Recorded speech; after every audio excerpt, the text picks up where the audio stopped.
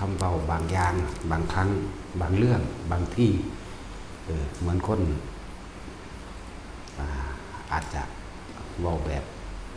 บ่ถูกบ่เข้าหูของไผต่อไผหลายๆอย่างหลายๆคำเบาแต่ในคำเบานั้นถ้าเฮาบ่กล้าเว้าความอันตรายบางอย่างมันก็บ่กล้าเข้ามาหาเฮาถ้าเฮากล้าเว้าก็เหมือนกับว่าเฮาเว้าเพื่อปกป้องตนเองนำอันนึงเหมือนกันแหละคนอาจจะคิดว่าปากร้ายแบบนั้นแบบนี้เว้าบ่ม่วนเว้าบ่ดีนะคนปากร้ายใจดีก็บ่อึดดอกเนาะก็อึดอยู่ดอกความจริงมัน ถ้าจะหาคนดี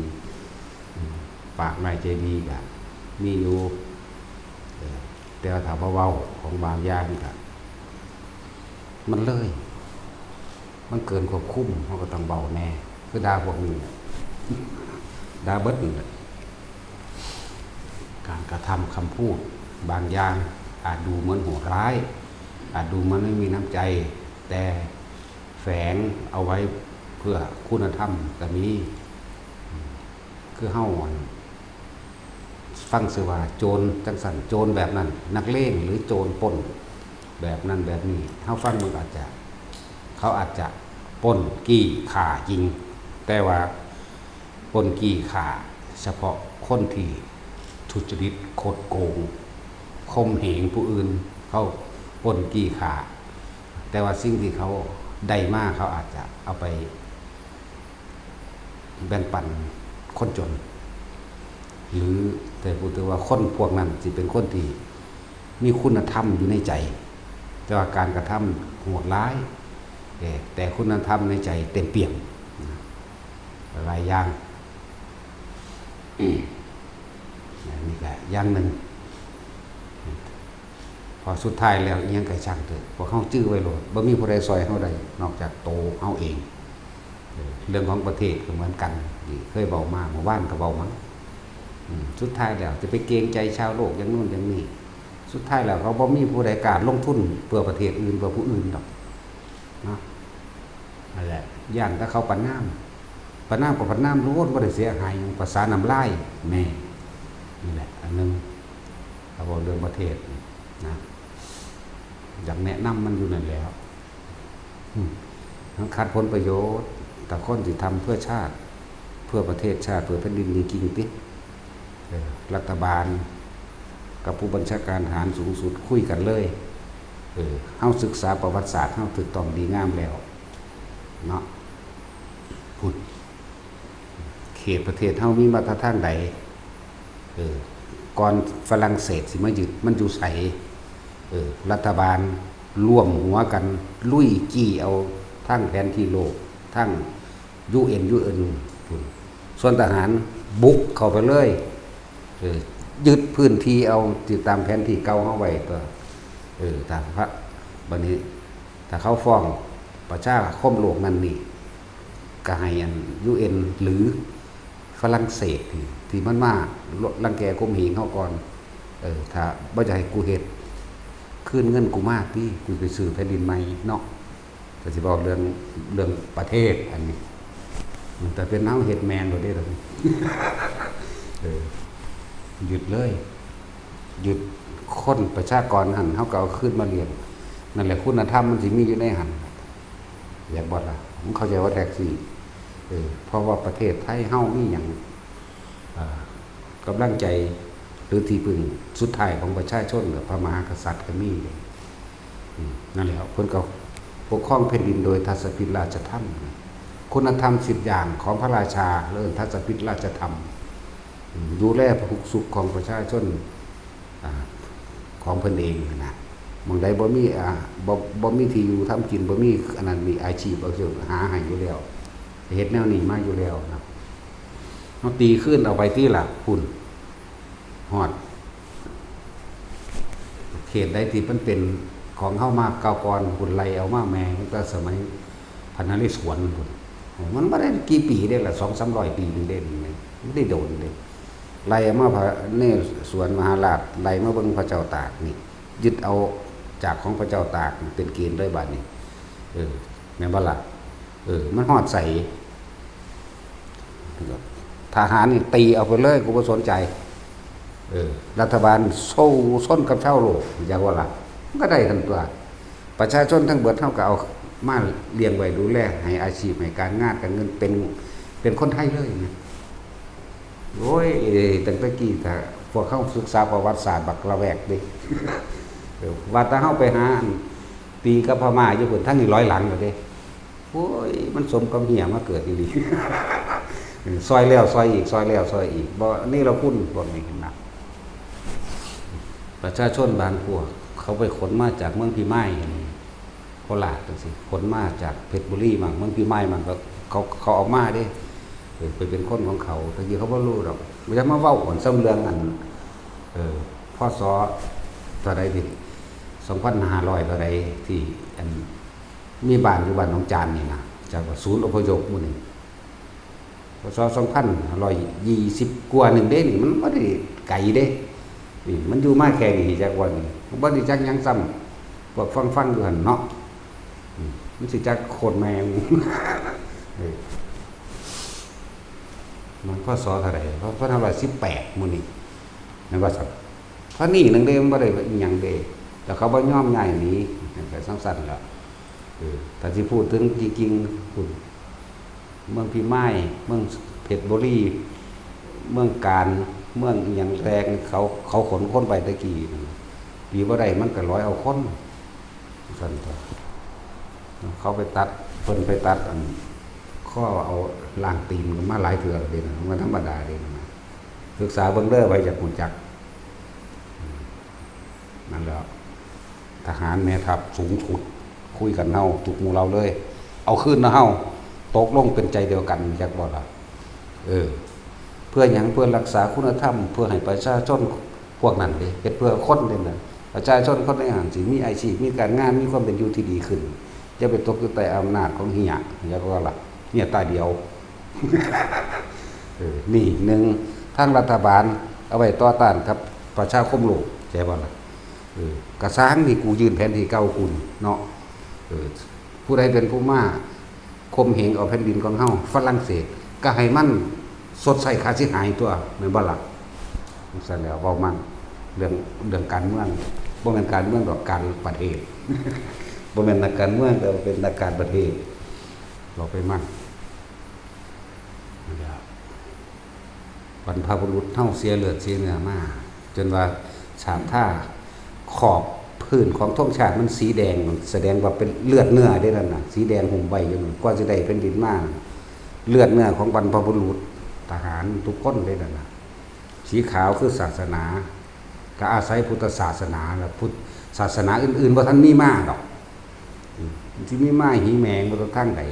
ถ้าว่าอาศัยพุทธศาสนาดอกมันสิสร้างประเทศมาได้บ่ศูนย์รวมจิตใจในการประชุมและความรู้เหตุการณ์ต่างๆก็อาศัยวัดตัวตะกี้แต่เฮาจะเขาก็ยังเรียนโรงเรียนวัดอยู่ไหมมหาแยกออกจากวัดสิบ่กี่ปีนึงมันพอ50 ปีแล้วบ่50 ปี60 ปีเป็นบางหม่องเนาะตะสินถ้านี่นึงเด้คนบ่ได้รู้จักหยังคือหยังโดยสมมุติเพราะเขาบ่ให้เรียนประวัติศาสตร์แล้วขนาดสมเด็จพระพันปีเว้าแล้วเว้าอีกเขาออกแล้วออกอีกกระทรวงศึกษาธิการเป็นหยังคือบ่เอาประวัติศาสตร์ชาติไทยมาเรียนคือบ่เอาวัฒนธรรมไทยมาเรียนนั่นน่ะเว้าแล้วเว้าอีกก็ยังเว้าเข้ามาอยู่มีแต่สิแก้กฎหมายโอ้ยภาษากระดาษความเป็นอยู่ของแท้ดิคนมันอึดมันอยากมันสู้มันขากันอยู่พี่ตัวพี่แก้นะแย่งเก้าอี้เขาสู้กันบ่เห็นบักใดอีใดออกมาทางหน้าจักคนพุ่นไปด่าพระเจ้าแผ่นดินแน่ไปด่าทหารแน่โอ้ยยิ่งถิ่มพวกจังซั่นเนาะบ่กล้ายิ่งไม่กูนี่เป็นมันกระสูนคือหยังไงเด้ด้วยกูก็ว่างคิดเป็นกลางกูยิ่งเด้กูบ่ได้ฆ่าไผเด้เนาะบ่ล่ะท่อนดุจท่อนไม้ท่อนฟืนเด่นเฮ็ดได้ว่าแท็กซี่มึงจะต้องมีหัวใจมึงบ่ต้องมีใจเด้มึงจักบ่ว่างคิดเป็นกลางมีผู้ใดกล้าเว้าดอกเขาย่านเสียภาพพจน์เนาะเขาย่านว่าเสื่อมจังซั่นเสื่อมสิเสื่อมพ่อเสื่อมแม่มึงบอกเขาบ่อยากให้เสื่อมมึงก็มาบวชตัวเนาะ ประเทศก็ต้องเฮ็ดจังซั่นทหารสูงสุดทุกหมู่เหล่าร่วมกันตีเอาคืนว่าเฮานี่แผนที่เฮามีมาพศใดตั้งนำเอาเลยทางรัฐบาลเอาตกลงกันคุยกันนายกสูงสุดกับสูงสุดทหารกับนายกคุยกันเอาทางนี้สิสู่กับประชาคมโลกเด้อทางนี้สู่เอาทหารสู่มื้อเดียวก็ได้วะเนามันจังสิบ่แม่นว่าเครื่องบินเฮาเท่าใดหลายลำก็ดอกสิให้ทหารน้อยไปรบเฮ็ดหยังเลยเนาะเอาใครไปย้อนมันตูมมันก็แล้วตัวเอ้ยว่ามันสูงบัดนั่นล่ะแล้วตนคนแต่ละคนในประเทศนั่นแหละบ่ว่าไทยเฮาเองบ่ว่าเขาเองเฮาสงสารเพื่อนมนุษย์ร่วมกันคือเด้ที่ไปตกอยู่ใต้อำนาจบ้าๆบอๆของพวกนั้นน่ะนะใจว่าสงสารถ้าเขาอยู่ดีกินดีแล้วก็มีเวลามาปฏิบัติธรรมนำแนวนั่นแหละมันนั่งนี่หรอกอันนี้แลนหนีก็สงครามกุ้มหากินแต่ความอดอยากอยู่เพราะสมีน่าสงสารประเทศเงินศาสนาพุทธกับ20,000 กว่าเนาะประมาณนึงเด้มีภิกษุสงฆ์บวชเข้าไปในนั่นก็20,000 กว่าองค์อยู่ประเทศลาวเท่าใด30,000 กว่าเนาะประเทศไทยนี่280,000ประเทศที่หลายที่สุดคือประเทศจีนเห็นบ่560,000บ่หลายที่สุดประเทศจีนญี่ปุ่นจีนญี่ปุ่นพม่าจีน650,000เลยจีน650,000พม่าก็เท่าใดหลายแสนอยู่ชื่อว่าไรวะชื่อว่าไรทั้งนี้และทั้งนั้นก็บ่เกิน2 ล้านเบิ่งดูคน70 กว่าล้านก็บ่เกิน2 ล้านเนาะแต่ว่าอยู่ญี่ปุ่นก็เท่าใดนิกายเอาโลด16นิกายพม่า2นิกายไทย2นิกายลาวมีนิกายเดียวเขมรนิกายเดียวนั่นแหละพูดถึงว่าพุทธศาสนารวมแล้วก็พอ2 ล้านหรอกประมาณนี้คือหันแหละเนาะนั่นแหละจังซั่นล่ะน้อยๆจุดน้อยๆนึงได้ทั่วโลกนี่เด้อบัดนี้เฮามาคิดเบิ่งคือเฮางมเข็มในทะเลนี่เด้กว่าสิมาหาพ่อหมองที่เพิ่นสอนกับอาถรรพ์นั่นบ่ล่ะ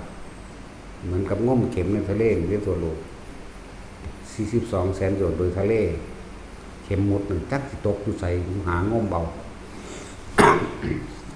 นั่นแหละ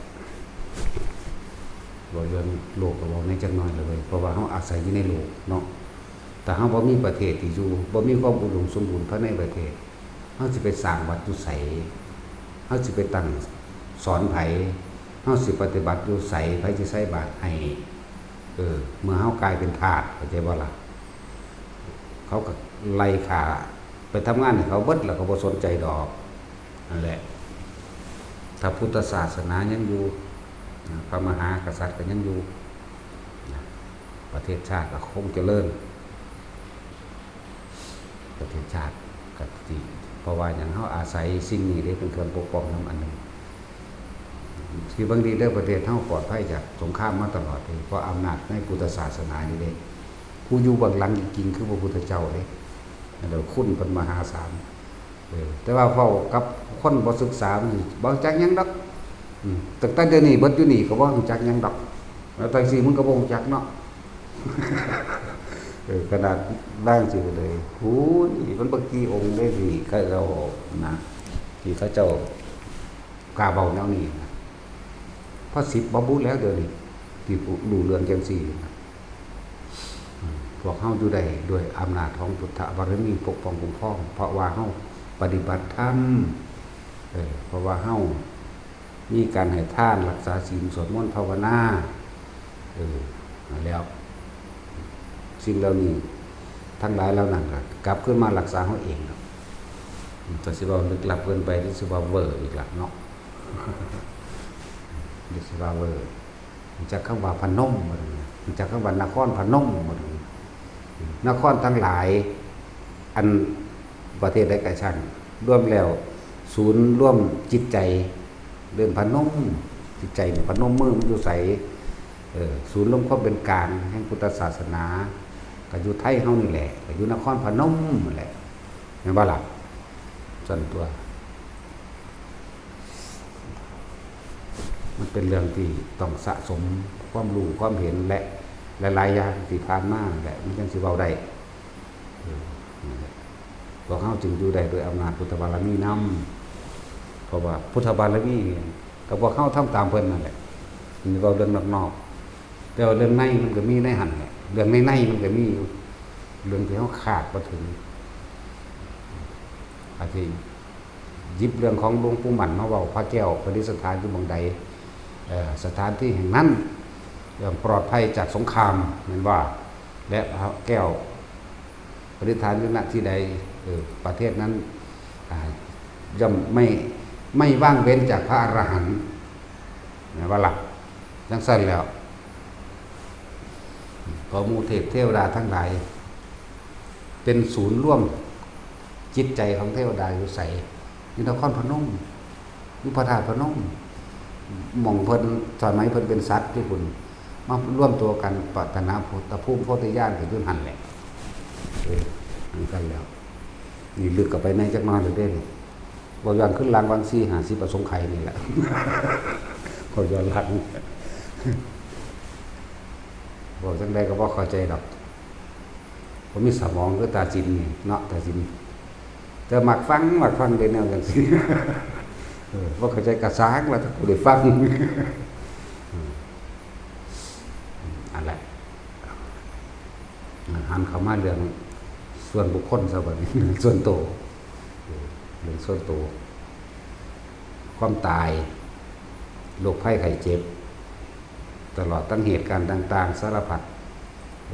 มันบ่มีนิมิตหมายบอกให้เฮารู้ล่วงหน้าเด้เกิดเลยเด้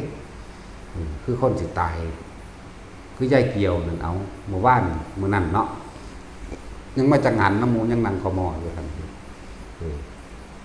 บาดกลับไปแล้วจังได๋จังว่าปวดหัวเส้นเลือดในสมองแตกว่าซั่นเนาะจังซั่นแล้วประมาทไปเด้นั่นขนาดมาอยู่ใกล้เฮาดอกว่าออกมานี่บ่ตายแล้วมาฝึกเอามันได้เด้บาดนี้มาฝึกมาแซ่อยู่ในลมให้มันได้คักๆมาแซ่อยู่ในกระดานหน้าผากให้มันเย็นเข้าไปเห็นบ่คนเฮาก่อนสิตายสัญญาต่างๆก็บ่เที่ยงบ่จีรังยืนเห็นบ่นี่สัญญาจื้อคนบ่ได้ปากก็เว้าบ่ได้ลิ้นก็แข็งบ่อยู่ในอำนาจที่ตัวเองบังคับได้เพราะตัวเองบ่ฝึกตัวเองเห็นบ่นี่เพียงสั้นกันอยากเอิ้นผู้นั้นคิดชื่อก็บ่ออกอยากเว้าว่าคำนั้นก็เว้าไปบ่ได้เห็นบ่มันบ่ธรรมดาเด้แนวมันนี่นี่ถอดความรู้สึกย้ายเกี่ยวให้ฟังนี่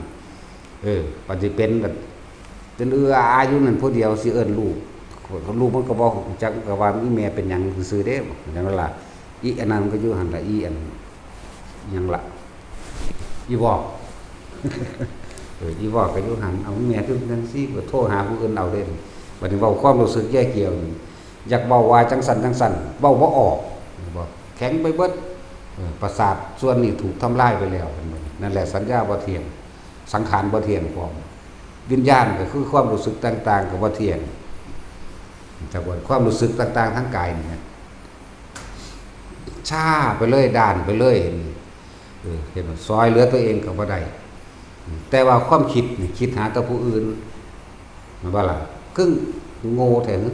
มันเป็นแต่ตีปากคือหยังก็ได้อันบอกแล้วบอกอีกจะไปคิดหาไผก็ซอยเจ้าบ่ได้มันเป็นแต่ศูนย์คือหยังก็ได้บ่ซั่นสิบ่ให้ด่าไปจังได๋เนาะถ้าคนมันภาวนาเป็นมันบ่คิดหาไผนี่จักว่ามันสิอยู่ในการทรงชาติมันสิแล่นเข้าเองเลยเป็นเอาเองเลยมันสิอยู่ปั๊บเข้าลมหายใจเลยมันสิบ่คิดหาผู้อื่นปั๊บเข้าลมหายใจปึ๊บเข้าในองค์ฌานในอาการปิติแซ่ไปจังซั่นดีบ่ดีมันบ่แตกซ้ำดอกเส้นเลือดในสมองฝอยๆอย่างนั้นจักว่าล่ะมันบ่แตกมันบ่เป็นวงการแพทย์วงการหมอวงการหมายังก็สร้างเขาเป็นยอมรับการทำสมาธินี่รักษาโรคได้จริง จากว่าล่ะอย่างว่าแท็กซี่แต่ว่ากูบ่ได้สนใจว่าเขาสิยอมรับบ่ยอมรับดอกว่าภาษาเกิดว่านนี่เนาะสายเด็กน้อยปัญญาอ่อนพร้อมกูว่าดีเด้เก่งตะถอนแก้วใดกับสิจะซ่านั่นเด้ถอนจะได้สิจะซ่ายิบพันกระดูกเท่านี้นั่นแล้วอันเรื่องสาเหตุแห่งโรคแท้ๆมันเป็นเรื่องของกรรมพุ่นนั่นเห็นบ่ล่ะเดี๋ยวหังเอามาเว้า เอามาเว้าแน่เกี่ยวกับสิ่งเหล่านี้มันสิช้าไปเบิดโตได้บาทนี่เพ้อได้บาทนี่เพ้ออยากเว้าว่าแบบนี้อยากเว้าว่าหิวข้าวจังซี่ก็เว้าไปอีกแบบนึงเด้เห็นบ่มันบ่เที่ยงได้นั่นเห็นบ่ผู้นึงก็เข้าใจว่าอยากได้แบบนั้นแต่ความในใจนี่อยากได้อีกแบบนึงแต่ปากมันเสือกเว้าอีกแบบนึงนั่นนี่คือความรู้ใจเกี่ยวถอดออกมาให้พวกเจ้าฟังเบิ่งแน่มันสมควรประมาทพลาดไปอยู่บ่มันสมควรอยู่บ่หาไปยังกระดอกกระเลยเพื่อนกำลังบักใหญ่เนาะย่านตะลูกว่อนอยู่ดีอันนั้นอันนี้ก็ให้มันเฮ็ดเอาเองนี่ไปหยังมันก็ใหญ่อันเซิงกันมีลูกบ่แห้งกับตัวอีใดก็เลยเนาะเจ้าของยังอยากไปหีเขี้ยวน้ำเขาอยู่โอ้ยบ่สูญมา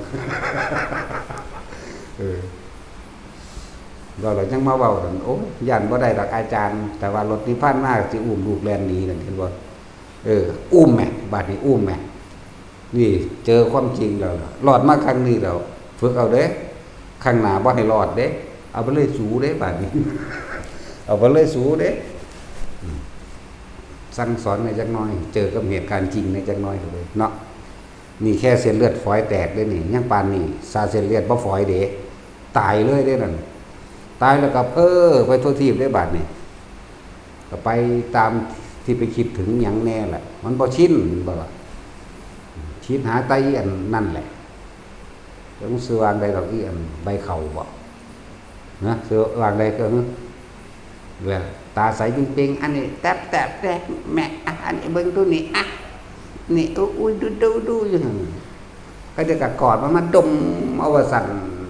ถุยเอาอยู่นั่นแหละภาพด้วยหันนั่นแหละคนที่ไปเกิดเป็นเดรัจฉานจักว่าล่ะคิดถึงคนจะไปทั้งเดรัจฉานมากกว่าเด้อมันหลงในนั่นน่ะมันหลงในยังสั่นเนี่ยบ่แม่นว่าจะไปเกิดเป็นคนเด้มันจะไปจับเขาจะไปบายเขาความนั้นความนี้เขาไปเห็นใครขี้เกียจพอดีเลยกับมันเข่าได้จุดจิตได้เข่าเลยได้นั่นขี้เกียจแม่งอดไก่ไข่เป็ดหรือลูกหมามันนั่นได้ทั้งเบิดเด้ถ้าเขาโอ้ยมันหลายคือยังสิได้สิรองรับสำหรับการจุติกิจพวกนั้นน่ะแต่ไปหาคนนั่นน่ะคนที่คิดฮอดหลานบ่หรือคิดฮอดลูกคนสมมุติว่ามันไปแล้วนี่ตัวจิตออกไปแล้วนี่ตัวจิตวิญญาณตัวนั้นออกไปแล้วมันหาเด้มันไปจับเขาจับบ่ได้อยากหยอกเขาก็หยอกบ่ได้นี่บ่ได้อุ้ยเอานี่ดอกเว้ยนี่วุบเขาเลยเด้บาดนิดเดียวดังเด้ไปเกิดเป็นลูกเป็นไก่ในเขาล่ะออกเบาะแตกออกมาแล้วก็แล่นตะน้ำก้นผู้คิดฮอดน่ะจากบ่มันชื่อได้อยู่เด้เขาลำคาญเขาก็เตะมั่งนี่มั่งแต่กระซานเอาอย่างเดียวบางที่ไปชื่อได้ตอนใหญ่มีเด้แล้วมันสั่นแล้วเขามาขายกินซ้ำตกนรกต่อไปเลยเด้มันสูญออกถึงมันเจ็บมันปวดเนาะนี่ย่าวไปเลยได้บาดนี่นรกไปแล้วจะไปขายยังไงเนี่ยจะไปทำความผิดยังไงเนี่ยใส่จนเบิดอรรถแล้วนั่นจะไปทรศาสตร์ได้บาดธรรมดามันคือคนมันสิเป็นเบลอมันสิเป็นเลอะเป็นบ่จักหยังเด้อพวกจังซี่เห็นบ่ล่ะบ่คือคนที่ฝึกจนชินเด้คนที่ฝึกจนชินบางที่อาจสิคิดไปเรื่องอื่นอยู่แต่ว่าถ้าเขาเหตุการณ์นี้ปุ๊บแล่นเขาเอาเองเลยอยากว่าว่าซั่นสิว่าทำให้บ่อยทำให้มากทำให้เกิดความเคยชินแล้วเป็นจังซั่นแบบนี้เว้า ถึงคนในโรงพยาบาล ที่เฮาไปเห็นมาเออเวลาป่วยมันก็เบอๆเป็นเลอะๆตาก็ลอยๆเป็นเพ้อๆเด้เป็นเว้าอีหยังบ่ฮู้จักนำแต่ว่าคนผู้นั้นฮู้จักในตัวเองเด้ช่วยคิดถึงผู้ใดปุ๊บเอานี่เว้าเรื่องพ่อใหญ่นายเว้าให้ฟังก็ได้นี่พ่อใหญ่นายแล้วป่วย ว่าถ้าคิดถึงผู้ใดปุ๊บผู้นั้นก็มาโลดแล้วก็เว้าน้ำเขาเด้นี่จักว่าดิคิดถึงปุ๊บตัวนั้นสิย่างมาเลยตัวคนพวกเฮาคิดถึงแล้วก็เว้าน้ำเขามึงไปจังใดมึงมาจังใดเด้อนี่มึงเฮ็ดงานหยังผู้นั้นก็ตอบเด้ผู้นี้ก็เว้านำเด้เว้าตอบกันไปกันมากูไปกันเด้อก็ไปคิดถึงอีกผู้นึงผู้นั้นก็มาอีกเด้มาเป็นหมู่เป็น2เป็น3ก็มีเด้นั่นแหละที่ว่าเฮาเห็นคนห้องเวิร์กวากๆนำโรงพยาบาลที่เขาผูกไว้เป็นหยังเขาคือผูกไว้เป็นหยังเขาคือต้องล็อกแขนล็อกตีนล็อกตัวเนาะ บางที่ไปมันไปคิดหลายเรื่องของพญานาคมันก็มีอีกอยู่แต่ว่าคิดถึงผู้นั้นปั๊บก็มาโหลดกับผู้นั้นก็มาเว้านำคุยนำคิดถึงผู้ตายกับผู้ตายมาเรียกว่าคิดถึงผู้เป็นกับผู้เป็นมานั่นแหละจิตมันสร้างภาพจินตนาการขึ้นมาเองจิตมโนนึกขึ้นมาปุ๊บแล้วก็คุยกันได้อย่างสั้นแล้วแต่ตายตอนนั้นก็มีอยู่ระวังสัตว์เดรัจฉานเปรตจากวันนี้แต่เป็นลักษณะแบบนี้แต่ว่าถ้าเฮาสังเกตอารมณ์นึงบัดนี้สำหรับคนที่ว่ามันมาแล้วหลีกทั้งวันนี้สูหลีกทั้งวันสูพวกนี้ตายตอนไปนรกเลยได้เลยมันสิเป็นลักษณะของคนที่อาจจะสัวไปล่าสัตว์อาจจะถืองูไล่งูมาแล้วอย่างวันนี้อาจจะเป็นลักษณะว่าถืองูไล่หรือถูกเสือไล่ถูกหมีไล่จริงๆนะ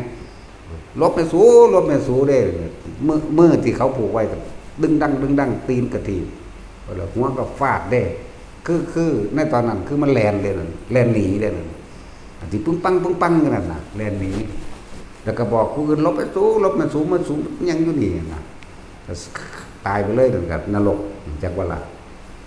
บางพวกก็เป็นควันไฟมาเด้บางคนห้องบ่ได้ว่าได้พวกนี้เอิกเลยมันก็ห้องกรีดบีดร้องดึงกับของเองนี่นั่นคือมันบ่หูเมื่อตัวเองก็ได้แต่ว่ามันก็แสดงไปตามภาพภายในจากวันคติภายใน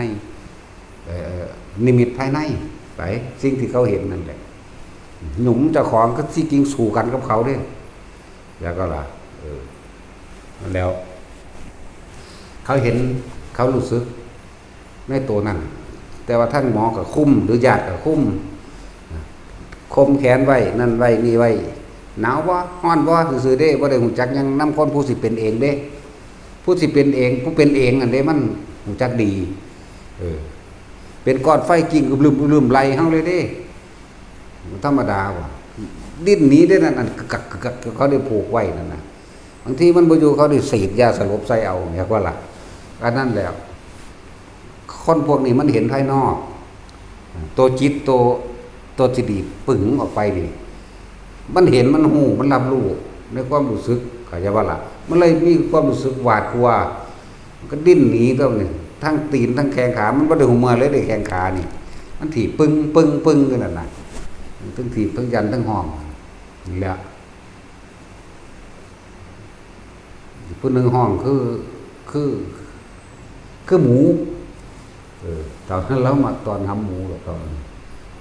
หมูห้องกิ๊กอยู่แล้วกันเอาแนวมาหนีบเด้แต่คือมันก็เห็นว่าแล้วก็ปาดเอาเด้เอามีดปาดกูก็เอาไปย่างไฟกินแล้วจากว่าล่ะเพราะถ้าตึงได้ย่างสุกบ่ได้มันเปื่อยมันเป็นมันจากว่าล่ะเคยกินว่าแต่ตอนน้ำควายนี่เก็บปวดก็จะเอาการพาวเนี่ยมาพาเป็นคือหีบแล้วก็พันมัดทุบห้องห้องเสียงหมูทั้งห้องเสียงควายเท่านี้แต่หำใหญ่เราใหญ่ซ้ำมะพร้าวเด้ใหญ่ธรรมดาว่ะ อีหลีเด้นี่เดินกิ่งเด้นี่ใส่ผ้าสโรงไว้ก็ตรงโปงหรือว่าปักนี่แล้วโอ้เทียบฟุตบอลซะว่าเทียบบักพร้าวฟุตบอลจังมาตรฐานแน่บักพร้าวมีน้อยๆเนื้อใหญ่เออเวลามันปวดขึ้นคักๆเนี่ยโอ้ยอู้คือถึกก้อยนั่นแหละถึงเวลาเป็นหมูก็เป็นเด้ในความรู้สึกของเขาตอนเป็นอยู่หั่นเป็นเดือนเด้อกว่าสิตายผู้นี้บ่แม่นง่ายๆเด้อันบ่แม่นบางเบามันสุดท้ายบาดห้องเป็นหมูก็เป็นบาดห้องเป็นควายก็เป็นบาดว่ามันมาแล้วก็เป็นเด้ได้ผูกไว้ผูกขาผูกนั่นผูกนี่ไว้นั่นแหละถ้าเป็นอยู่ในโรงพยาบาลก็ต้องผูกไว้เห็นบ่ล่ะนี่เขาเจ้าก็หาน้ำมาผูกไว้เด้ผูกกลางออกไป ธรรมดาคนสิรู้จักในตัวเองเด้คนบ่ภาวนาคนบ่รู้จักเข้าวัดฟังธรรมอีหยังดอกคือล้านเปอร์เซ็นต์อยู่แล้วว่าลงนรกอันนี้บาดสิตายกันมันมาแล้วตาเหลือกเก่าตึกตายซ้ำมันแล้วฮู้เลยได้ว่าไปนรกหูยยังบ่บานเราบ่ได้มาเอาเด้ เขาบ่ได้มาเอาเด้แต่ของนี่เด้เป็นผู้เฮ็ดไว้เรียกว่าคตินิมิตนี่เกิดขึ้นแล้วคติคือตั้งไปอันเกิดจากภาพที่เจ้าของเห็นแล้วก็เกิดความรู้สึกอันใดความรู้สึกที่หวาดกลัวแม่นบ่นี่โตพบมันอยู่นี่พบมันอยู่ความรู้สึกนี่เพราะพบมันน่ะภาพปรากฏคือกรรมที่ตัวเองเคยทำไว้อย่าว่านี่อกุศลกรรมที่เคยทำไว้มันสิปรากฏไว้แต่ของเฮ็ดหยังแน่ปั๊บหมุนขึ้นเป็นควายแลนมาส้นบางที่ก็เป็นลูกไฟมาหลายแบบสัมภาษณ์แล้วเขาถามแล้วแต่ละมือมันติดมีอันนั้นอันนี้มาหลอนอยู่เลยบาดเป็นปกติก็ถามก็ชื่อได้อยู่เด้บาดเขาถามนั่นนี่ก็เว้าอันนั้นมาอันนี้มาซั่นถึงเจ้าบ่ฮู้มือเลยบอกว่าอันนั้นบ่แล้วก็หนีอันนั้นเพิ่นว่านั่นจังซั่นแล้วหนีอันโตมันมาเนี่ยทั้งที่ก็เป็นกองเป็นก้อนไฟเห็นว่าเป็นก้อนไฟคือเขาจุดโคนปอโคนเสือกปอที่เขาจะเอาเฮ็ดเป็นก่อตะกี้เนี่ยจักเต็มรู้จักบ่วะก่อปอมั้ยตาสินสิพ่อเข้าใจบ่บักใหญ่เด้เนาะเพราะงั้นอันค้อนที่รู้จักอยู่ดอกเนาะที่เขาเจ้าลอกปอแล้วเขาเจ้าทักเป็นก้อนบักใหญ่เห็นมั้ยเป็นคือไฟใหม่นั่นล่ะไล่ลึมมากนะทั้งสั้นแล้วอดีตตะของก็เคยเห็นน้ำอันนี้นั่นแหละลีแค่โซ่ลีกว่าโซ่มันมาแล้วธรรมดาตอนนั้นสิเป็นตอนคนตายสิเป็นก้อนไฟนี่ละลายครับตึ๊ดตาเหลืองก็เลยคือตายจำอันนี้ตาเขาบ่ทิพย์ดอกแต่ว่าเขาขาดว่าต้องไปนรกแน่ แน่นอนเลยหลายเลยเส้นเลยนี่แหละจังว่าคนพวกนั้นเขาสิรู้สึกในตัวเขาเองเขาสิมีความรู้สึกในตัวเขาเองเด้อเรียกว่าคนก่อนตายมันสิเห็นเบิดนั่นแหละอันเรื่องลิมิตนั่นน่ะเป็นเจ้าสิเชื่อบ่เชื่อก็สร้างคนพวกนั้นดี ตัวบอกเรื่องตัวเขาเองเขาก็เห็นเป็นแบบนั้นแต่ว่าอะไรตอนไอเป็นเลือดออกตอนนั้นเพราะท่านในแมนตอนนี้โอ้ยอยากตายครับคืออย่างนี้ ตอนนี้อยากตายจัดงานใดมีแมงที่ตาย ตอนนั้นคนละแบบเด้เจ็บท้องปวดท้องเขาคักๆเงื่อนนี่สัตว์ออกสัตว์ออกเจ้ากับภาพแต่ของไปใส่เบ็ดนี่เกิดขึ้นเราเองเด้เขาบ่ได้นึกเด้นั่นน่ะจักว่านั่นแหละชิ้นจักว่าเขาบ่ได้นึกหามันแต่ว่ามันก็เกิดขึ้นเราเองเพราะถ้าเกิดปั๊บปรุงต่อเลยเองบ่ล่ะนี่แล้วจังซั่นแล้วตอนนั้นยังจับอาการของความตายบ่ทันได้ตอนนั้นแต่ว่าเรื่องภาวนานี่ภาวนามาก่อนนั้นหูเห็นอย่างหลายอย่างแต่ว่าบ่เคยทำความรู้สึกตัวตอน เคยเป็นมาเคยเห็นมาเบิดอะไรเห็นอย่างนั้นนั่นนี่แต่ว่ามันบ่คิดพอมันคิดพอแต่นั้นมันชินไปหาปลาเก่งไปข้อตอนเกาะปากเขียดเจตนาก็เอามาเห็ดเหยื่อเขียดอีโมก็เอามาเห็ดเหยื่อใส่เดือนก็เอามาเห็ดเหยื่อเด้ปลาก็เห็ดเหยื่อเว้ยเกาะหลังปลาเข็งจากว่าละทั้งสั้นแล้วปลาก็เห็ดเหยื่อบางสิมันเกิดขึ้นมาเองได้ภาพตัวนั้นเกิดไว้แล้วไปเลยตัวนี้บ่ฮู้เมื่อแต่ว่าลงไปบุญแล้วไปถึงต้มแล้วเคยต้มปลาเป็นต้มใส่หม้อไฟฟ้าทั้งสิ้นแล้วขังมันไว้ทั้ง4-5 มื้อแล้วเอาปลาลงไปเอาพริกผงลงไปเอากระตุกตะไคร้ทุบตะไคร้แน่ฝานผักใส่แน่นั่นนี่แน่มันหิวมันกินจับแล้วก็เอาฝาปิดลงก็เสียบปลั๊กแล้วตะของก็ถือต้มแบบนั้นเหมือนกันสั่นแหละมันคือได้คักขึ้นยังนี่เด้ เวลาขังปลาจังสิเข้าสิไปถือก็ได้ของขังของสิว่าเป็นผนังหินแบบดำนิ่มนี่แหละอันตัวผนังมันน้ำจะคอยบุดขึ้นมาได้น้ำจะคอยบูดขึ้นมาเข้าก็คอยแงนไปหนีดินหนีแล้วบัดนี้สุดท้ายกับหัวก็ไปส้นกับคือหายใจเข้าปึ๊บเป็นกระดานหน้าผากแตกระเบิดก็เดี๋ยวเป็นไม้อีกโอ้พอแห้งนั่นแหละบัดนี้มันก็เป็นเอามาเสียบขาโต้ยของเองนี่จากว่าเบ็ดบ่มีผู้ใดเสียบก็เป็นมันเกาะขึ้นมาเสียบไปโหลดก็ย้อนลงไปโหลดปลาในห่วงน่ะบู๊ขึ้นเป็นตะยานคักที่เขียดมันดินหนีมันจะหันปลาวันนี้ความรู้สึกเขาก็คือยานปลานั่นแหละแขวกากซากมากนี่บ่ตอนนั้นความรู้สึกทุกอย่างเขาไปรับแท่นเขียดแท่นปลาแท่นใส่เดือนไข่แน่บาปบ่แห้งของบางอย่างก็สดใสไปแน่แล้วเปิดดูว่าสเก็ตไฟฟงใสนี่แหละน้ำแข็งน้ำหยังแน่เลยบางที่ก็ฟงใส่น้ำหนาประมาณนั้นใส่เดือนไข่แน่อยู่ว่าไรที่เฮาได้รับสิ่งกรรมตัวนั้นเพราะว่าเฮาเฮ็ดทรมานมันเฮาเฮ็ดด้วยความสนุกสนานเฮ็ดทรมานมันโหเกินไปอันที่ขากินไปเลยนั่น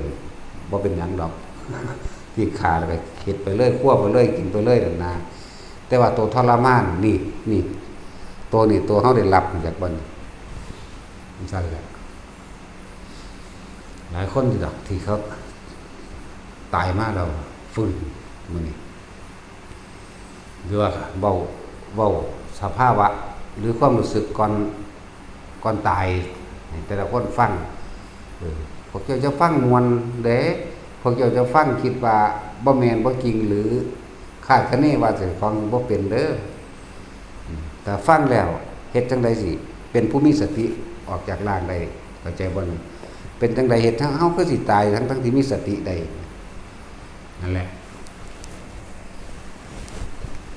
พวกเป็นโรคที่ว่าเส้นเลือดในสมองตีบตายหรือไม่เกณฑ์ตายก็คือเส้นเลือดในสมองนั่นแหละพวกนี้เวลาสิจังมันสิร่างกายอ่อนไปเลยเด้คนเฮ็ดบ่ค่อยภาวนาสิบ่จักดอกมันจังสิเฮ็ดทานมาปานใดก็สร้างส่วนมากบ่ค่อยคิดถึงสิคิดถึงตอนเจ็บตอนปวดครับมันสิเพ้อไปเลยพวกนี้เวลาเส้นเลือดในสมองแตกมันสิเบลอไปเลยถามยังบ่รู้เรื่องเด้ความรู้สึกของพวกนี้เบลอไปเลยไปเลยที่จริงความจริงในจากบอกว่าจังสี่มันคิดออกอย่างว่าแต่ว่าปากมันบ่ไปตามที่คิดมันคิดออกอยู่เด้อยากเว้าอย่างนึงคันเว้าอย่างนึงบางทีก็เว้าบ่ได้เลยข้างค่าไปเลยปากก็บิดก็เบี้ยวก็มีความรู้สึกในตัวของผู้นั้นที่อยากเว้าว่าจังซี่อยากบอกเขาว่าจังซี่แต่ว่าร่างกายนั่นไปบ่ได้อยากบ่แล้วร่างกายไปบ่ได้ความรู้สึกอยากตีงแขนอยากฟาดแขนอยากจับนั่นจับนี่แต่มันไปบ่ได้บัดนี้ความคิดเลยเหลือเฉพาะว่าเอิ้นหาผู้นั้นเอิ้นหาลูกเอิ้นหาผัวเอิ้นหาเมียหรือเอิ้นหาญาติหรือหาหมอมันเอิ้นหาแต่ว่าปากมันเสียงบ่ออก จากว่าเสียงบ่ออกเด้นี่หั่นแหละเฮาก็เลยเห็นแต่ว่าเฮ็ดปากงาบๆเข้าใจบ่ล่ะโอ้ยเนาะตะเลียตนเด้เฮ็ดปากงาบๆอยู่คือสินั่นที่นี่เนาะเดาไปในเจ้าของให้ว่าล่ะแต่ว่าผู้มันเป็นนั้นหูจักมันจักเว้าว่ากูหิวน้ำมันจักว่ากูอยากกินข้าวมันจักเว้าว่าพากูไปหันไปหนินแนวสูงอยู่แต่วันเว้าบ่ออกตั้งจิตมันเว้าแล้วมันเว้าอยู่แต่ว่ามันบ่ออกมาเฮาเลยตะงาบอยากว่าล่ะแล้วบ่มีหยังละกูนี่ก็ผ่าเย็นแน่เสร็จแน่ถูแน่ตั้งแค่บีบแน่นวดแน่ผู้อยากเว้าก็อยากเว้าเป็นคำนั้นแต่ว่ามันเว้าบ่ได้แต่ว่าล่ะร่างกายมันบ่เว้านำจิตมันเว้าเนี่ยความรู้สึกในหั่นมันเว้ามันรู้อยู่ว่าอยากเฮ็ดหยังมันรู้โตมันรู้ได้โตจิตนั่นแหละว่าอยากว่าจังซั่นจังซี่อยู่อยากถีบจากยกแข้งยกขาไม่จักว่าแต่ว่ามันยกบ่ได้มันจะไปมันจะดีดปึ้งไปพุ่นน่ะแล้วจังซั่นแล้วคนบ่ภาวนามันก็เรียกว่าคนภาวนานั่นแหละจังสิมีสติจังสิมีความรู้สึกตัวได้ดีแล้วก็คนที่สุตตะหมายถึงว่าได้ยินได้ฟังเพิ่นเทศนาธรรมเรื่อยๆในความแบบนี้แหละเทศนาเดินว่าสุตตะมัจจปัญญาเมื่อได้ยินได้ฟังสิ่งที่เพิ่นนำออกมาเทศมาบอกมาสอนแล้วก็ใครควรละพิจารณาเห็นตามความจริงใดเห็นตามความจริงใดเอิ้นว่าสุตตะมัจจปัญญาจิตตะมัจจปัญญาใครควรพิจารณาควบคุมความคิดของเจ้าของเอิ้นญาจิตตะมัจจปัญญาจังภาวนามัจจปัญญาภาวนาจึงเกิดเห็นความรู้สึกอันแท้จริงของเจ้าของเองอันนี้มันจังสิควบคุมความคิดเจ้าของเองได้เพราะว่าเฮาเฮ็ดจนชินจากว่าล่ะบางสำหรับคนที่เป็นแบบนั้นสมมุติว่าเส้นเลือดในสมองแตกเขาสิบ่คิดน้ำร่างกายเขาสิเข้าลมหายใจเลยใช่ป่ะสำหรับพวกชินเขาบ่คิดสิอยากเว้าว่าให้ผู้นั้นมาซอยให้ผู้นี้มาซอยเอิ้นหาลูกนึกถึงหมออยากไปหันไปนี่บ่เพราะว่าเขาฝึกตนเองดีแล้วชินจักเข้ามาชินบ่ได้นี่คือเฮาตื่นปั๊บคิดถึงหม่องทำงานเลยแม่นว่าแท็กซี่ตื่นปั๊บมึงสิคิดถึงหม่องทำงานเลยเนาะนั่นแหละชินแต่ว่าพวกนี้ตื่นปั๊บเข้าลมหายใจซะก่อนปั๊บนี่ชินบาดนี้มาเอามาเทียบใส่เหตุการณ์คนพวกซอยเหลือตัวเองบ่ได้แล้วคืออัมพาตอัมพฤกษ์หัวใจวายเฉียบพลันนึงพวกนี้เฉียบพลันนี่ก็เฮ็ดหยังบ่ได้แต่ว่าจิตรู้ว่าสิว่าหยังแต่เฮ็ดบ่ได้เส้นเลือดในสมองแตกตีบมื้อนี้เฮ็ดหยังบ่ได้เห็นบ่นี่มีเฮาแต่ว่าเป็นอัมพาตเป็นอัมพฤกษ์เด้เฮ็ดหยังบ่ได้ถ้าแม้นอาการแห่งกายเป็นจังซี่สำหรับคนภาวนาเขาบ่ได้สนใจตัวนี้เขาสนใจลมหายใจนี่คำว่าเขาสนใจนี่มันถึงว่ามันเป็นเอาเองเลยเด้เป็นหยังกะสร้างเพราะว่าหยังเขาเห็นตรงตามข้อเป็นจริงได้แล้วพูดเขาเลยบ่ไปขอร้องอ้อนวอนให้ผู้ใดมาซอยบ่คิดถึงลูกบ่คิดถึงผัวบ่คิดถึงเมียบ่คิดถึงหมอบ่คิดถึงใดเลยคือเขาสิตั้งใจเขาอยู่กับลมหายใจของเขาอย่างเดียวความเจ็บปวดก็บ่มีซะด้วยซ้ำเด้บาดนี้อยากว่ามันลืมเบิดหลักตัวนี้มันบ่สนองมันบ่สนแล้วทะเลาะตะบัดใจขาดนี่แล้วจังสั่นบัดนี้ถ้าพวกภาวนาชินแล้วจังซี่มันสิจับอาการหัดความรู้สึกทั้งกายได้บัดลมบ่แม่นอันความหัวใจเต้นพร้อมกับลมหายใจจากวันนี้แต่ความรู้สึกนี่หัวสิเย็นขาตีนสิเย็นแต่เป็นตัวคนนอนยาวๆนี่เนาะนี่ระวังหัวนี่ตัวนี้เย็นลงมาซาแต่ว่าตัวขาเย็นขึ้นไปเร็วจากบอกมันสิมันเป็นศูนย์รวมสมองหัวใจนี่ใจนี่ก็เต้นแต่รู้ซื่อรู้บ่ได้ไปคำนวณคำนึงอย่างแต่เขารู้อยู่มันจะคอยหมุนกลับมานี่ขาทั้งขานี่ไปเร็วตั้งหัวนี่ลงมาซานี่ปฏิฆาตหัวใจหยุดปุ๊บตัวนี้ก็ดีดพึ่งเลยเด้มันรู้แบบว่าตอนนั้นคือเขาเริ่มจับความรู้สึกตายได้แล้วหูแล้วว่ามึงเย็นมาจากนี้ม มึงมาแบบนี้แต่ว่าเราออกมึงออกมองนี้ปุ๊บก็ไปหาเที่ยวสวรรค์เที่ยวอันนั้นอันนี้นั่นมันเคล็ดลาบจากตาย2 ครั้งจากวันนี้ตัวตาย2 ครั้งนรกล้วนๆตั้ง2 ครั้งปวดท้องแห้งไอออกเป็นเลือดแตกดังออกตัวธรรมดาเลยพยายามข้านไปกับมืดกับมาแล้วก็ไปเห็นอันนั้นแหละไส้เบ็ดอย่างว่าเรามันมาเอาเองเขาไม่ได้คิดซ้ำนี่มันมาเอาเองเลยไปเลยบาดนี่บ่งมาแล้วเรื่องอันกายนี่ไปพุ่นแต่ว่าไปเจ็บไปปวดทั้งนรกขั้นที่2ก็ลงที่เท้าเลยหูธรรมดาเด้อุสุทธานรกจากว่าโมโหอีปูมันหนีบมือจับมันฟาดคมมันไว้ในไฟเห็นบ่ถ้าขามันกินดีๆมันเป็นปานนั้นดอกมันโมโหพร้อมอย่างว่าล่ะนั่นเลยลงในอุสุทธานรกนรกที่เท่าร้อนนั่นน่ะทางที่2จริงๆมันเยอะกว่านั้นดอกหลายโพดตายแล้วขึ้นเป็นไม้ตายแล้วขึ้นเป็นไม้เฉพาะสำนั้นจะถอดความรู้สึกทุกอย่างให้ไปแล้วนั่นแหละแต่ตัวที่3นี่เริ่มจับได้จับจุดได้ถึงว่ามันเย็นเริ่มจากปลายตีนมาก่อนกับหัวนี่ตัวหัวนี่สิเย็นลงมาซ่าๆจากมันแต่ตัวขานี่เร็วขึ้นมันถ้าสิพอดีกันอยู่มึงนี่ปึ๊บไปนั่นแหละแต่ภาวนาเป็นแล้วอย่างนึงอีกระดับนึงบัดโดยการทดสอบทดลองตัวของเองคือหายปล่อยให้ใส่ติ้งแตกนี่แหละจักมันแตกหูเด้ว่าฮอดหูมือมันแตกหูจักเป็นแบบนั้นแบบนี้มันจี๊ดทรงไว้เขาไว้ทรงชาติมั่งเขานิดหน่อยมั่งเพื่อรักษาการมั่นการพวกนั้นการสูบไปต้มน้ำร้อนแถมซ้ำหูจักก็ได้ว่าการเอาน้ำร้อนมาลวกใส่อันที่เขาคนพวกออกลูกนะถุงน้ำร้อนแม้ถุงเปๆนั่นแม้อีบูดตัวเป็นผู้ที่ต้มมาแล้วมันก็เอาน้ำร้อนใส่ในหั่นจากว่าล่ะอีบูดเป็นผู้ต้มน้ำร้อนมาแล้วแนวฝาปิดนั่นน่ะเฮาก็มานอนเต็งเพื่อหยังเพื่อให้มันเปื่อยเร็วๆบ่มันสิมันเศร้าเด้คนละใจคนละเจตนากันเลยเด้เบิ่งกูสิเบิ่งมึงกูสิให้มันเปื่อยเร็วๆนะอยู่ได้16 มื้อเนาะแม่ว่าตัดสิน16 มื้อเด้เนาะตื่นเช้าขึ้นมาพูดไปหาหดต้นน้ำต้นไม้เสยแบกลากสายบักใหญ่พุ่นถ้ามันจี๊ดขึ้นมาจังได๋ก็สูดลมหายใจเข้าวืดเย็นซ่าเป็นทั่วร่างกายไปต่อพวกเจ้าบ่เห็นดอกพวกนี้ก็ปลูกเบิดล่ะพวกนั้นกลทวนอยู่ตั้งตัดหญ้าตั้งปลูกต้นไม้ตั้งถางกอไผ่น้ำธรรมดาบ่ของก็บ่ได้สะดวกสบายแบบนี้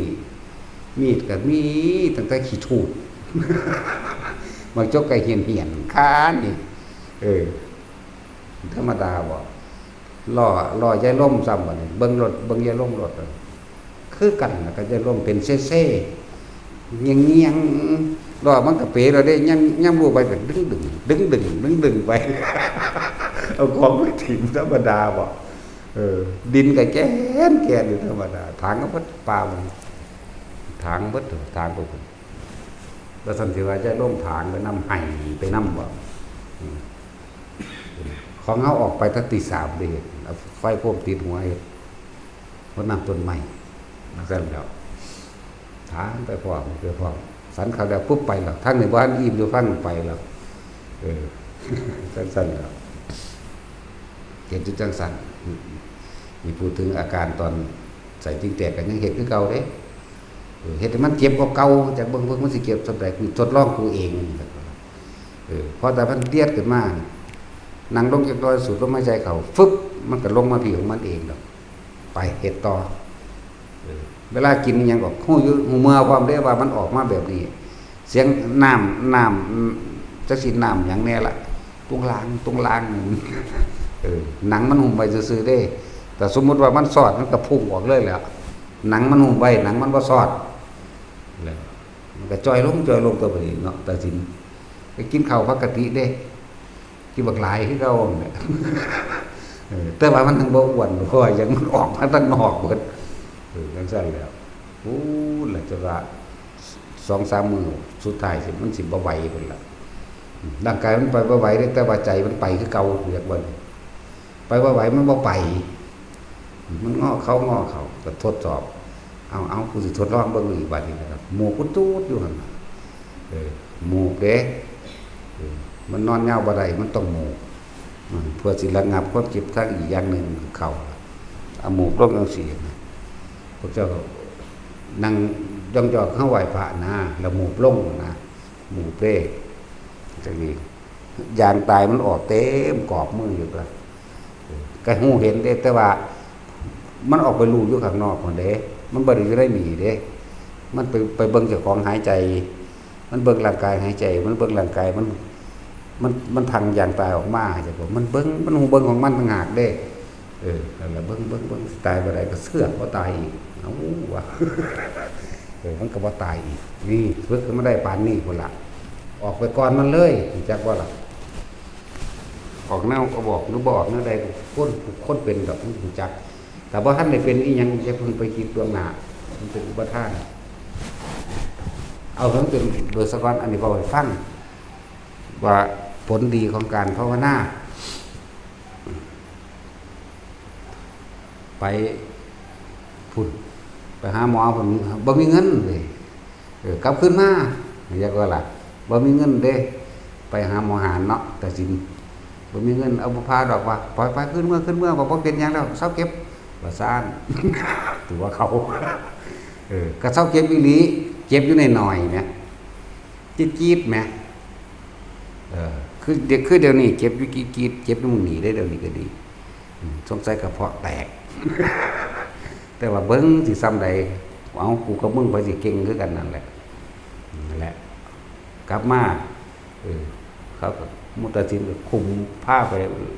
โรงพยาบาลนักอำนาจนี่แหละไปถึงหมอไปถึงอีหานั่นแหละที่ว่าไปฟังกันว่าเป็นว่าจังได๋ก็อีหามันตายแล้วบ่หรือมันใหญ่ล่ะแท็กซี่ใหญ่หรือมันตายโอ้ยอีหาปากมันลายมันจะไปรักษาที่ไหนไปเลยเดี๋ยวเพิ่นเว้าหน้าตาก็น่าเกลียดดักเกียดมันได้ผัวอยู่บ่มีผู้กล้าเอาอยู่บ่เนาะในโรงพยาบาลอำนาจนั่นแหละจะให้มีเด้อแต่คนที่ใส่สันดานแบบนั้นคนไข้ตายเบิดเลยบ่คือเฮาเด้ คนบ่ป่วยก็สิป่วยเด้แต่มีคืออีหานั่นมันใหญ่เป็นทางใดนำเบิ่งสื่อมันแน่เอาขึ้นออกนะ บ่สมควรสิเป็นหมอหรอกหมอต้องรักษาได้ทั้งสองทางเนาะทั้งใจกับทั้งกายตัวเนาะโอ้มาถึงหมอแล้วบ่เป็นหยังจังซี่ก็ไข้เว้ยนั่นแหละผมมาเว้าหลายดอกมันจะยิ้มกับหัวใส่มันซื่อๆแล้วมันสูญให้เฮานำเฮายิ้มเฮาหัวนี่บ่ แล้วหลายอย่างสิสุดท้ายแล้วกลับไปใหม่ปัญญาศิลป์แล้วสิกลุ่มไปเลยได้บาดแล้วได้กระสร้างมาเฮากลุ่มไปเลยบ่ต้องกลุ่มดอกสิไปดอกนั่นแหละก็ย่างไปเอาเองอยู่ได้ล่ะแต่ว่าตอนมันไม่ย่างมันงอครับก็เลยก็ก้มย่างเอางอแล้วโตมันงอลงเองเลยงอไปน้ำมันโอ้นั่นล่ะไปพอดีใจหน่อยเอาเงินมาให้100,000ยายน้อยตอนนี้เราอยู่น้ำคู่บ่อแหวนแหละจังได้พาเวลาพาก็ขนาดฉีดยาชานะเข็มแบบบ่แม่นยาชาดอกยาสลบเนาะนอกหลังอันน่ะเข็มที่1ก็เสยอยู่คุยหยอกกันกับหมอเสยอยู่เด้เอาเขาว่าคือบ่เป็นหยังก็เอามาให้ดมพร้อมยาสลบดมพร้อมฉีดพร้อมเข็มที่2เอาอีกเอาโคกให้เขาเสยอยู่แล้วเขาก็ฉีดอีกก็เว้าหยอกเขาคือเขานี่เห็นบ่นี่อำนาจใดๆก็ช่างสู่อำนาจจิตเฮาบ่ได้จะบ่อาจสามารถควบคุมอันนี้เฮาได้เลยขนาดร่างกายมันก็ยังเฮ็ดบ่ได้ก็มีแต่บอกเขาก็ยิกเจ้าของมันเป็นต้นๆบอกเขาเป็นต้นๆแล้วล่ะหมอพาซะนะมันโดนหลายเขาก็พาทั่วมันก็เขาก็เสือทั่วเนาะพาก็เบิ่งน้ำเขานั่นแล้วห้วยปิดน้ำไม่ได้จากอายเด้ว่ะ โอ้ยปิดอยู่ดอกอาจารย์เขาว่าเขาเดี๋ยวเขาปิดเขานี่แหละปิดทำไปในเด้ออยากอายคนเด้ว่ะบอกอยู่กับเขาก็พาเครื่องทองอยู่เด้เขาไม่ได้พาหมองมันใส่ติ้งเด้เขาพาเครื่องเลยพี่แต่พี่ลงไปพี่เขาก็งะออกมาได้บัดนี้ เขาก็ปีนออกมาบึบับบ่เด้เขาก็เบิ่งน้ำเขาล่ะอุ้ยตับเป็นตาแซ่บแท้ก้อยกินบ่เฮาอันนั้นหน้าจงมีไว้ในเด้อจังขมทางเบาเพียจังก็ล่ะเขาก็พาไปน้ำหัวไปนำเด้เขาว่าคนไข้อย่างอารมณ์ดีเขาหมอเลยมีกำลังใจเห็นบ่ได้ตกใจย่านคนไข้ตายเด้คนไข้มันกำลังดีบ่คือหมออีหานี่เด้อันอีหานี่ขนาดคนบ่ป่วยก็สิป่วยเด้ถ้าไปเห็นหน้าซื่อๆก็สิเศร้าลงเลยเด้อันอีหาอยู่โรงอาบนาดอยู่โรงพยาบาลนั่นนี่แหละแต่คนบ่ป่วยก็สิป่วยมันเด็กน้อยเห็นก็สิหวอยไปเลยมันตะสั่งคือหยังเสกเวกอยู่โอ้ยมีไผเอามันเป็นผัวอยู่บ่นะอันนั้นเฮาเนี่ยให้กำลังใจหมอเด้อหมอเขาก็มีกำลังใจพาตัวคนบ่เป็นหยังหัวหยอกเขาเสยอยู่เว้าตลกต้องเขาเสยนะอันตับแน่นี่แน่เลยเขาก็เศร้าๆดึงเขาก็สางพวกอีหยังแน่ล่ะอุญอัญญะนี่หั่นล่ะออกบ่เป็นตาแซ่บคือตับถ้าตับมันตาแซ่บอยู่จะก้อยอยู่บ่หยอกเขาเสยอยู่เด้ล่ะบ่ได้เก็บมั้ยหรือว่าเก็บตัวยาสลบกับยาหยังแน่แล้วเขาให้ทั้งดมทั้งสีดนั่นก็แต่จังมันยาหยังแล้วบ่จักเนาะจังซี่เขาก็ว่ายาสลบนั่นแหละเขาก็คอยให้เฮาดมน้ำพร้อมนั่นน่ะสีดนี่พร้อมเด้แล้วก็หายใจช้าๆนะคะเขาก็ว่าเด้ก็สูดเข้าสูดออกกันแล้วมันเมื่อยแขนมันเลยเศร้ามันเมื่อยแขนถืออันนี้มันนุ่นนั่นน่ะแล้วพาโลดมันต้นแล้วมาเป็นต้นตึงๆพาเลยนี่คือเฮาให้กำลังใจหมอมันจอยคักก็ได้ตอนจักว่ากากสากก็ได้เนาะตัดสินมันบ่ไหวแล้วนะแต่ความจริงมันมีตัวลึงออกมาข้างนอกแล้วจากบ่มันรู้อยู่ของมันแล้วหรือว่านอกหรือว่าในก็บ่ทันบอกว่าถือดอกมันก่อนของมันแล้วเบิ่งมันก็ปากก็เว้าหยอกกับเขาเซ้ยแล้วเขาอยู่ออกไปนอนห้องนั้นห้องนี้ก็หูเมื่อยอยู่เด้ล่ะตอนนั้นก็โควิดดังๆซ้ำเนาะตอนโควิดก็จังเขาเฮ็ดจังนั้นซ้ำเขาก็ไปพักของนั้นนะเขาปิดประตูมหาวิทยาลัยไว้เขาห้ามผู้ป่วยออกจากห้องบ่ให้ไปตึกโควิดเด้กูสิไปแม่มึงนี่น่ะเป็นย่างไปหาพดไปหากอดคนเป็นโควิดจังก็ล่ะเขาก็แล่นนำมึงรู้น่ะเขาแล่นนำเฮาเขาย่านเฮาติดโควิดอีกโอ้ยเขาระยาดกวนใส่สุดนักอวกาศอันนำจับเฮาอันมาเข้าไปในห้องเขาย่านเขาไปติดโควิดนำปวดคนไข้เข้าหยางแลนยินเสียงเดินหายแวกๆสิไปหยอกมันหรือไปหยอกเขาว่าให้มันเศร้าให้ซ่านะเขาก็น้ำเอาเฮาจนว่าหาหลอกบางอันนี่ไว้กูก็ลงกลางล่างแบบนี้คือขึ้นไปคือเก่าไปตึกนั่นแหละเป็นตึกโควิดแต่ที่มันมีประตูออกหลัง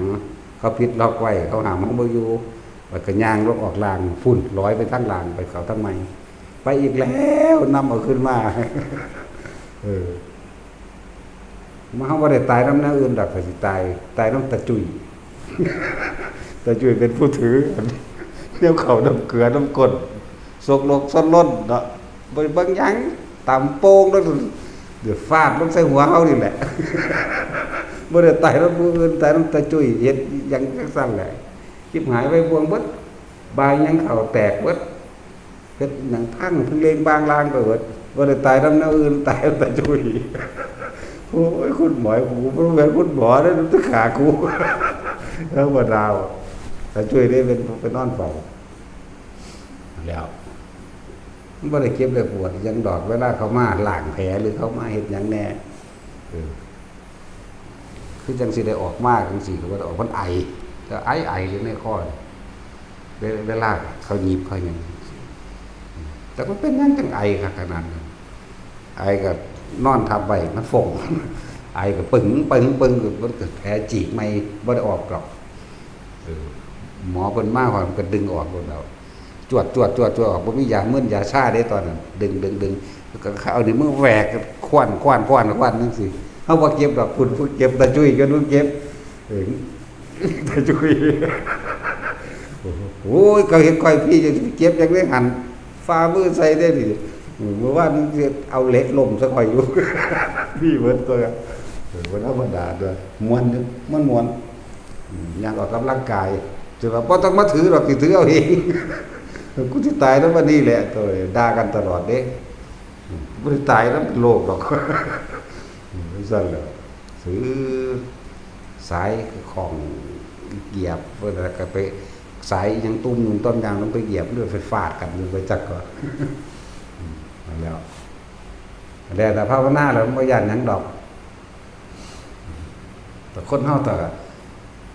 บ่ย่านตายแล้วก็มันก็บ่มีแนวหยังให้ย่านจักอย่างดอกเข้าใจว่าล่ะเฮ็ดไปภาวนาไปตอนนั้นมันไปโอ้ยธรรมดาสบาย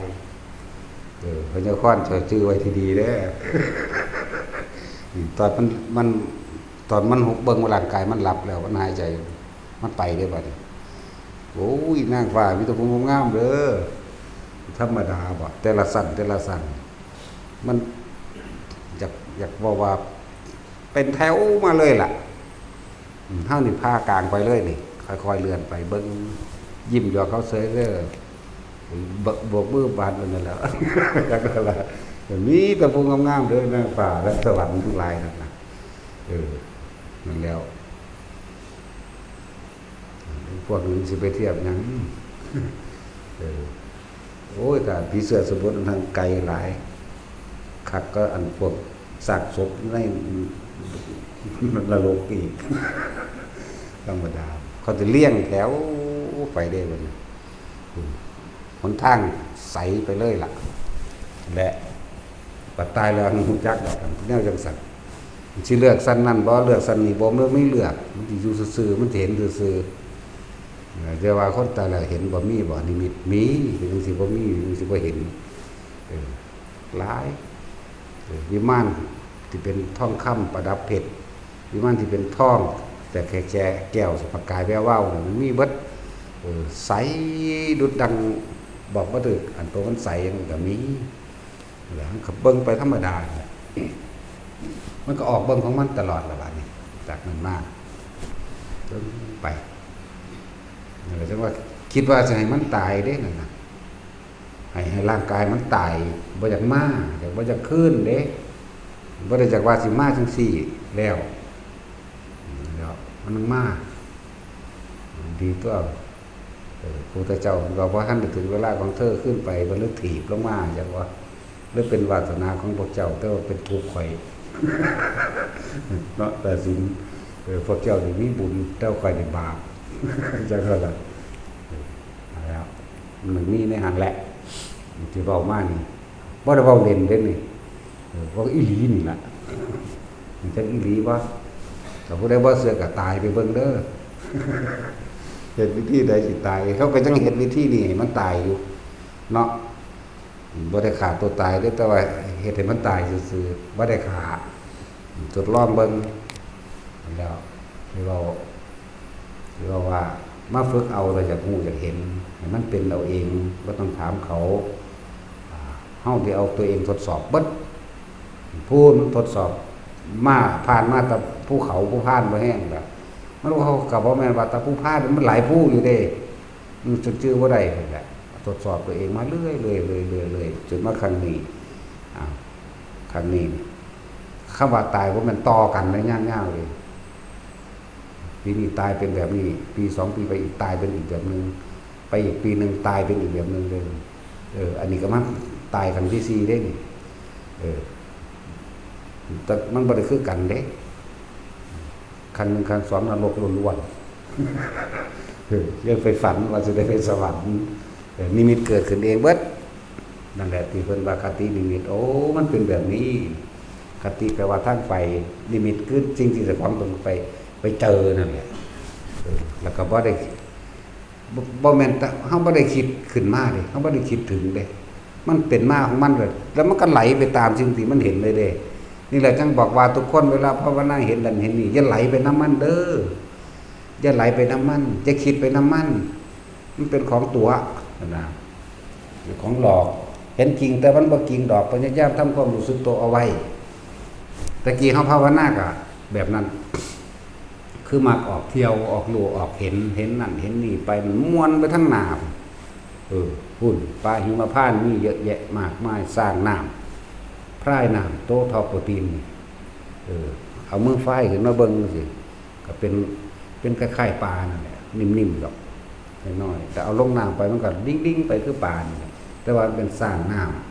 ำเฮาอาจจะเข้าใจว่าเป็นคือสร้างที่เฮาเห็นซุมื้อนี่บ่แม่นเด้ตัวมันนิ่มๆตัวมันอาจจะใสๆด้วยนะออกสีชมพูนิดๆก็มีนั่นแหละในลักษณะนั้นก็มีกินเล่นจังซี่ก็มีอีหลีแปลกประหลาดพวกไอ้กินนารีจังซี่นะมีปีกบินบ่ได้บินจังซี่เด้มันตั้งลอยไปเลยเด้มันเป็นบินคือนกเด้จักว่าล่ะบ่ได้บินปึ๊บๆๆแบบใส่ปีกเด้มีปีกอยู่แต่ว่ามันลอยไปเลยปีกกลางอยู่ว่ามันจะกลางออกเฉพาะเวลาลอยแต่ว่าเวลาอยู่ต้องได้ก็หุบลงเวลายืนนำหน้าผาหรืออาบน้ำจังซี่เฮ้ยตะกี้ก็ไปหาเบิ่งได้ก็มักเนาะมันตะพูงามๆเว้ยอันนี้แล้วมันเป็นตะแพกนี่เด้ตะคอนเบ้ยนมมันก็บ่ย่อนก้นก็บ่ย่านเด้ ผิวมันงามกว่าดอกบ่สันตาซิมแล้วสิกลุ่มอยากเห็นบ่ แล้วไปเที่ยวนี่แหละหรือว่าเป็นหยังคือบ่อยากให้แต่ละคนนำสิ่งที่รู้ที่เห็นมาคิดมานึกปรุงแต่งต่อหรือเห็นก็ขอให้เห็นซื่อๆซะอย่านำมาว่ามันคือหยังเป็นหยังบ่ว่าจะเป็นเห็นนรกบ่ว่าจะเป็นเห็นสวรรค์อันนรกนี่ลงเองก็ลงบ่แห้งแล้วแต่อันที่ว่าไปเล่นลึกๆเรื่อยๆไปตลอดไปตลอดนรกบ่ได้เป็นหมอบ่ได้เป็นกระทะเป็นดุจดังกว่าทะเลเพิ่มไปเลยอีกแบบนึงพวกนั้นพวกมหาเวทีก็อย่างนึงพวกโลลุวะอย่างนึงพวกสังฆาตะอย่างนึงธรรมดาบ่ก็ต้นงิ้วเด้มันบ่แม่นคือเขาวาดไว้เด้อ สิบอกให้เด้อเป็นตะคืนอยากว่าล่ะข่อยมันบ่ขึ้นดอก ข่อยเบิ่งซื่อเขาขึ้นไปถึงเวลาซ้ำกึ่งหนึ่งมันนี่น้ำบักง่ายพี่สอดปั้วออกทั้งหลังเลยเด้ต้นงิ้วแต่เฮาว่าต้นงิ้วน้ำมันน่ะบ่แม่นว่าสิเป็นน้ำซากลากเลยมันก็แล่นโอบขึ้นไปธรรมดานี่แหละเป็นตะขึ้นอยู่ดอกมีฮอดมังเหยียบขึ้นบน แต่ว่าขึ้นในระดับนึงแล้วน้ำทะลุปั้วขึ้นมาเลยสอดเบิดน้ำต้นน้ำโตเฮาอันนั้นซั่นในระดับนึงเครื่องต้นมั่งถึงสิฮอดปลายมั่งจังซี่ซอดตัวนี้ปึ๊กแอนตกลงมาตายหมาทั้งหลังกัดสีกอีหลีเด้อันนี้เมียนอยู่หมานี่มันสิโตบักใหญ่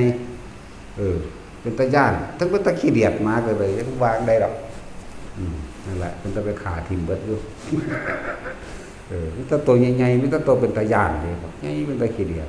ตามันบอกแดงๆฟูออกมาตามวันเด้ตามันก็เลยอันที่ว่าแห้งต้องไม่ได้เห็นแห้งหรอกแต่ว่ามันหงายออกมาเอาเองนะแล้วมันก็ตกลงมาพวกนี้ดึงกันสี่ขาดออกนะตัวนี้ก็ได้ตกหรอกตัวนี้ ตัวนี้แต่ตกสิเว้าถึงคิดถึงใจอยู่ตัวเขาบ่ตกขนาดมีหลายๆเด้เนาะแต่สิพวกนั้นตัวพวกข่มขืนเด้อระวังดีแต่สิมึงเคยข่มขืนเมียมึงอยู่บ่ที่แรกเห็นมั้ย บ่แล้วมีแต่เมียข่มขืนเนาะแค่นั้นแล้วแหละที่มันบาปกรรมมันหนักเพราะว่าไปข่มขืนไปขืนใจจังว่าล่ะซั่นแหละโอ้เว้าดอกแนวนี้เดี๋ยวสิไปเฮ็ด ตัวนี้ก็เห็นอยู่แต่ว่าบ่ได้ตกอันพวกเป็นก้อนหินใหญ่ลงมาบดนี่แหมโอ้ยแรงหลายๆเด้นับบ่ได้ดอกสุดตาเฮาเลยนี่บ่เดี๋ยวนี้ก็เห็นเดี๋ยวนี้แหละเวลาเขาอันนั้นบักใหญ่ได้นี่คลึงตึ้งไปยังก็สิธรรมดาบ่แตกมาจากมาทางใดแต่ก็เป็นก้อนใหญ่ๆดำนั่นคือหินนี่แหละไล่ทับเขาเด้บดไปเลยเด้นั่นแล้วที่พวกนั้นกันหิวคือหิวน้ำแล่นลงไปในน้ำพอตะโดดลงไปแล้วเป็นคือน้ำหมักจับนี่ไหมคือน้ำหมักจับหัด ขาดเป็นท่อนเป็นท่อนหรือธรรมดาว่าว่านรกอันเราว่าเขาว่าอันเป็นกระทะทองแดงแล้วเขาตักมาใส่รวมเป็นเท่านั้น มันบัวอยู่ทั้งในเลย เป็นแบบทะเลนั่นแหละตุ๊บป่องก็หันแหละเปื่อยตายลงมาแบบก็เป็นคนหนังคือเฮานี่แบบลงไปจุ่มไม่บ่ว่าลงหรอกก็เป็นอยู่หั่นแหละบอกว่าถือว่าบ่มันขึ้นแล้วลงเด้เป็นคือคนเฮาใหม่ๆนี่แหละลงอยู่ในหันแซ่ได้หันแต่คอยห้องคอยเปื่อยมาเลยนี่นะอันตัวนี้เขาบ่ได้ตกแต่อันลงกี่เท่าตกแน่อันนั้นจักอยู่ตัวลงกี่เท่าตัวใส่เกาะหรือว่าตัวนั่งกินใส่เดือนน่ะใส่เดือนเหนียวนั่นน่ะยำกินแล้วมันแซ่ขึ้นทั้งดีออกหูออกตั้งแตกระเบิดตัวนี้หลายร้อยพันหลายพันยี่อยู่ใกล้ในมันสั่นมันเลยใส่เบิด มันสั่นอายุของมันสั่นจากบ้านนี่ตายแล้วตายอีกนั่นน่ะเร็วยั่วนี่ตามันนี่ไก่มันนี่สั่นแหละตาไก่งัว10 ตัวไม่ได้ขาดแต่ว่าสั้นเขาเมื่อเขาก็นอกหนีแล้วนี่ความรู้สึกนี่หูอย่างเป็นยังไงเลยคือจึงมีแนวกดเฮาลงนี่แหละแล้วก็มีคือคนกับผู้นึงเอาคอนนั่นปอนตีนี่แหละสุดทักปุ๊บเขาความรู้สึกเขาเป็นแนวใดความรู้สึกเขาเป็นแบบนั้นตายแล้วก็ขึ้นมาใหม่อีกก็เป็นอีกถึงกดลงไปอีกก็ทุบอีกเป็นสั่นนั่นแหละโอ้มันคือมั่นเป็นเราเรื่องอันจังสีผมมั่นตั้งใดมันเป็นเราเองเนาะมันเราแบบถึงคิดถึงใจถึงใดความรู้สึกพร้อมเลยหลายคนรักอันพวกลวกนรกขี้เท่าร้อนน่ะกี้หอยกี้ปูอยากบ่หลัดทำทรมานมันเกินไปขังมันไว้ให้มันอดมันอยากเอามาขากินเลยเพราะไข่อยู่ได้เพราะเป็นอย่างได้ทั้งสันขากินแม้ว่ามันหาขายไหมพวกกินมันก็มีบางที่เขากับแบ่งให้ปู่ย่าตายายหรือเขาไปวัดไปว่าก็มีอยู่นะแต่ว่าเขามาทรมานมันนี่พี่กับขาด้วยข้อโมโหนี่ไงนั่นแหละตะกี้ก็ว่ารู้จักศูนย์ให้ปลาเค็งปักมือมันตกลงลางแบบเลียนลงไปเลยงืดน้ำถกมันอยู่ตารางมันก็มีตัวเนาะแล้วตะกี้ก็ว่ารู้จักโดนแล้วแหละสะได้บุ๊สิหาไปเยอะมันก็เบามันจะลมแบบที่บันพวกกลับขึ้นมาเรื่องปัจจุบันแต่ละคนเด้อคือย่ายเกี่ยวบัดนี้กลับมาต้องฝึกต้องเฮ็ดความเย็นๆในมันเข้าในกระดานหน้าผากให้ได้ว่าสั่นเจ้าสิตายไปเรื่อยเจ้าเด้พวกเส้นเลือดในสมองแตกคนอาจจะว่าไม่เกณฑ์ความรู้สึกของคนมันเป็นเองในหันปากมันจะเบาไว้จังสี่ใจมันจะนึกเบาไปแล้วแต่ว่ากายมันเห็นว่าใดพอเขาเห็นโดยภายนอกมีแต่ว่าเห็นงาบเป็นแต่ละตัวก็ให้น้ำการหรือมีอย่างซอยอย่างใดเนาะเล็บตัวเล่าให้น้ำเล่าบางที่ตามานขึ้นทั้งสันทั้งสี่เลิศขึ้นนั่นแหละแต่ได้แต่โอ้ยน้ำปั่นจะซื้อ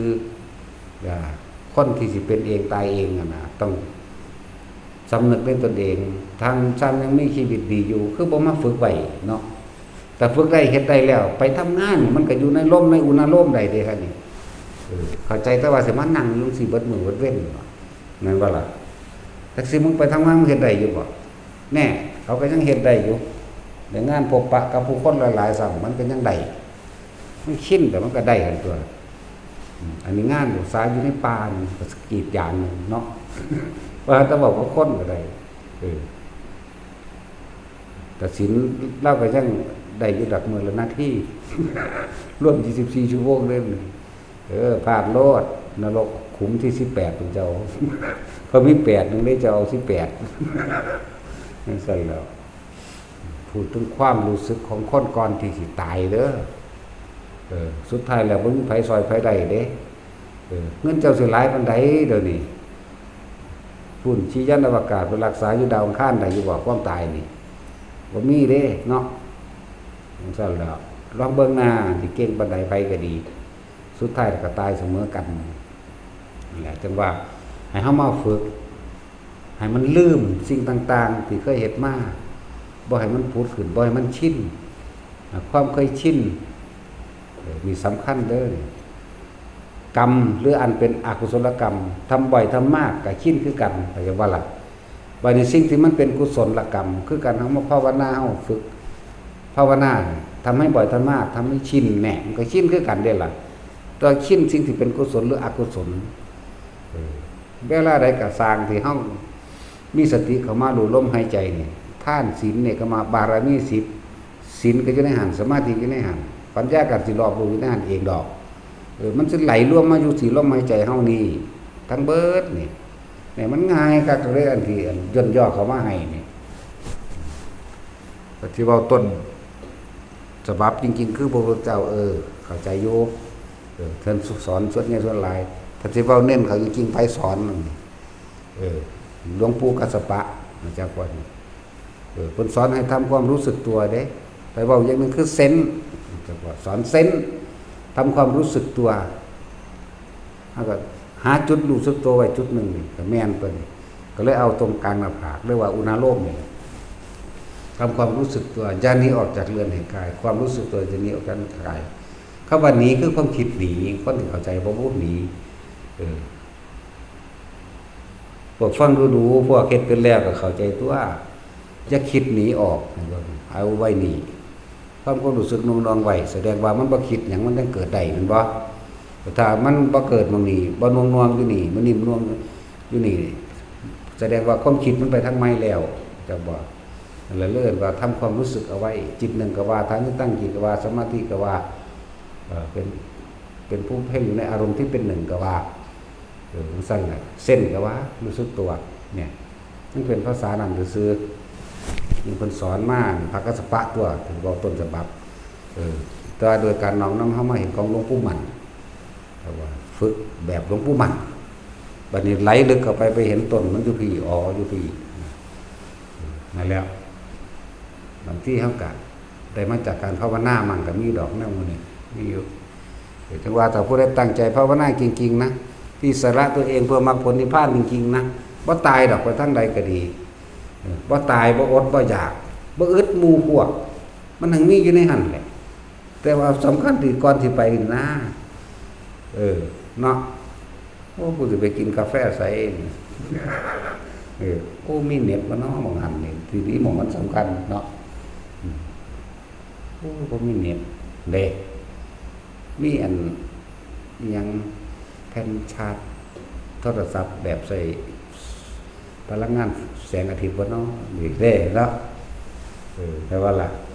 ว่าส่วนมากเฮาเห็นที่ผู้ใดก็แช่เจ้าของไปทุดงโอ้โหกูอยากหัวมึงสิได้หยังเนาะไปเป็นหมู่เป็นฝูงอีกธรรมดาบ่หมู่ฝูงบ่ว่าดอกแต่ว่าอันนั้นนี่กันมันไปหาไปฮกไปช่างนะแต่ว่าผู้ใดก็อยู่ในหูดังไปหูดังมั่นบ่เป็นปัญหาดอก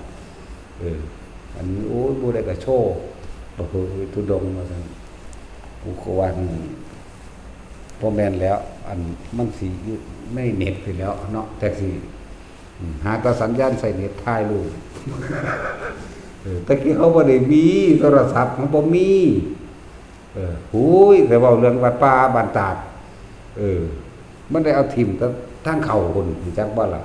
ได้เอาไปฝากไว้ตะทางเข้าพุ่นเด้บ่ได้มีแม้กระทั่งไฟฟ้าเนาะอยู่นี่มีเบิดทุกอย่างยากแต่นั้นมันเน็ตบ่เสถียรซื่อได้อยู่นี่เหมือนว่าไอ้สั่นตัว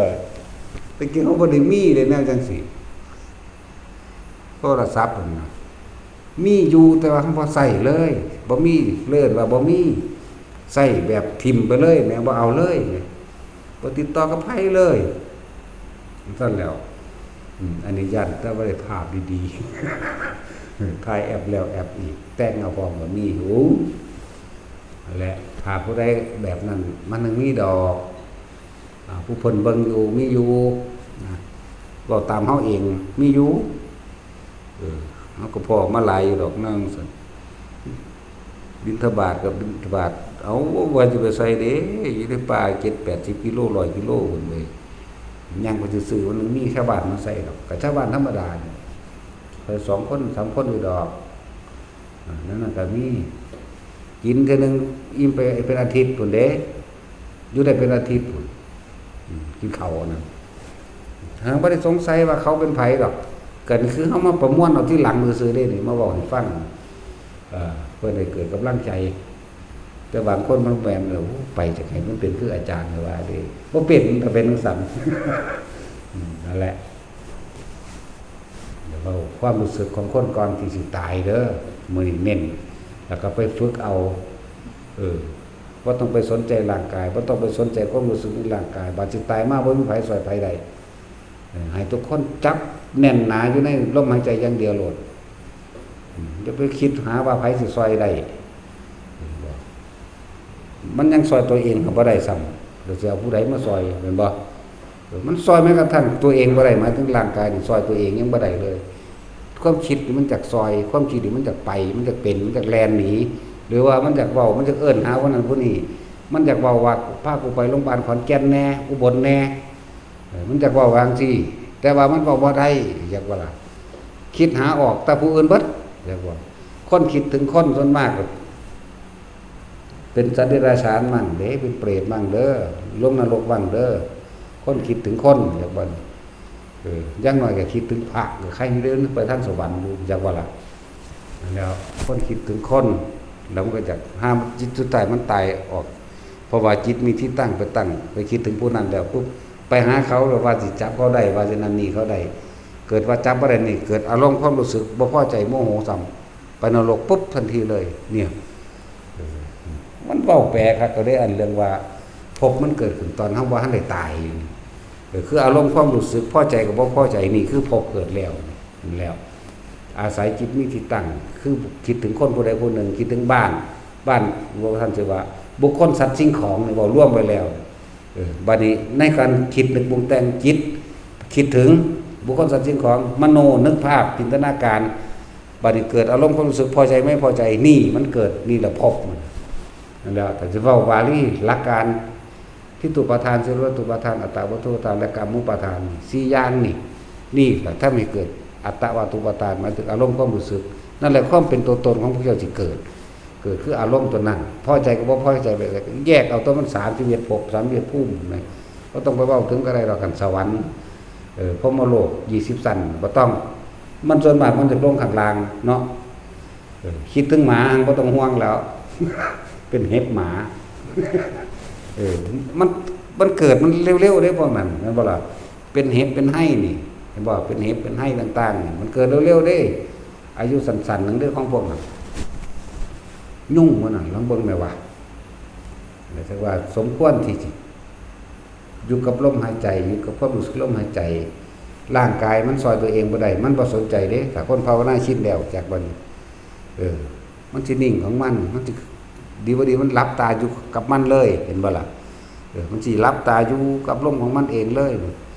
รู้มันก็รู้ไปของมันเองดอกวัดพอดีปึ๊บไปเลยได้พวกนี้ยังต่ำๆคนตายลมหายใจได้อนาคามีได้บ่กลับมาเกิดเด้เป็นแต่เฮ็ดเอาคือหยังนี่หาวิธีให้ง่ายแล้วเฮ็ดไปนั่นแหละเอาสมาทาน